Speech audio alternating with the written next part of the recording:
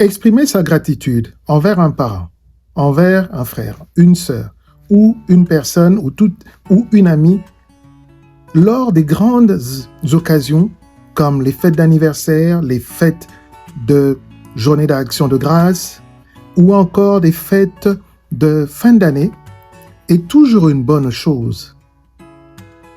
Et c'est d'ailleurs la moindre des choses qu'il faudrait faire.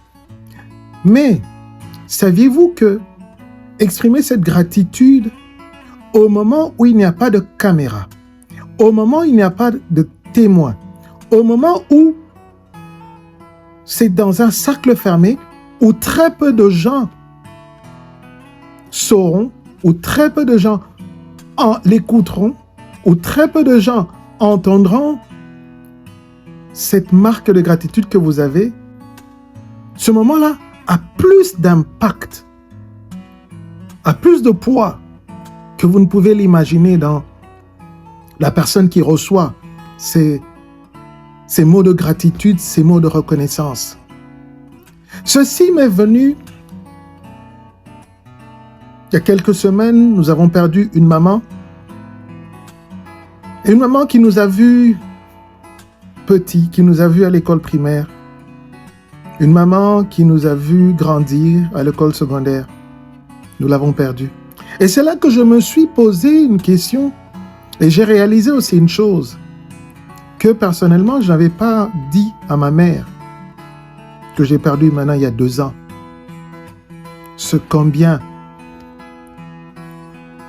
j'étais reconnaissant pour ce qu'elle avait fait. Et cet événement d'il y a quelques semaines m'a poussé à le faire avec mon père.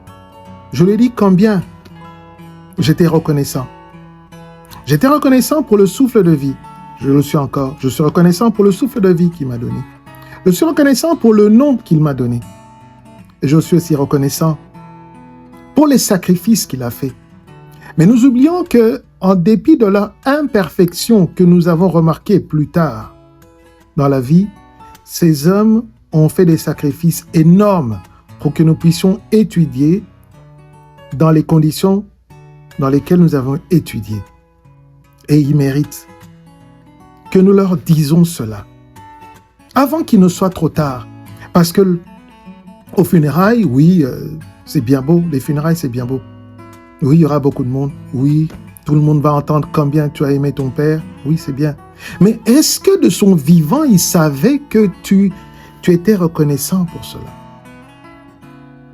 C'est de cela qu'il s'agit aujourd'hui. Exprimer sa reconnaissance, exprimer sa gratitude, surtout envers nos parents.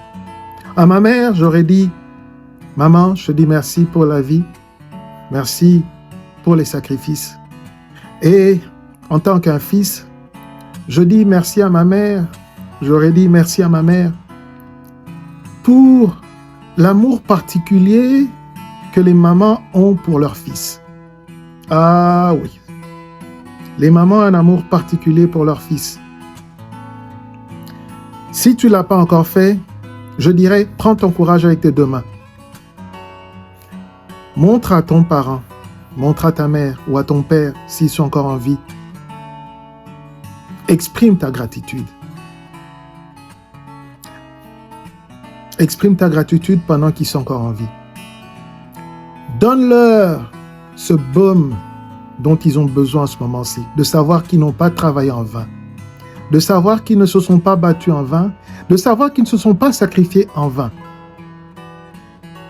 Parce que ce que tu es aujourd'hui, tu es le fruit de ces parents-là. Tu es le fruit de ces parents-là. Que ce soit les difficultés ou quoi, tu es le fruit de ces parents-là. Fais-leur savoir combien tu apprécies cela. On peut chercher la petite bête, si on veut, on va la trouver. Mais focalisons-nous sur les bonnes expériences, les bons moments que nous avons passés avec nos parents. Et comprenons que ce n'était pas facile, mais ils l'ont fait. Et nous en sommes le fruit.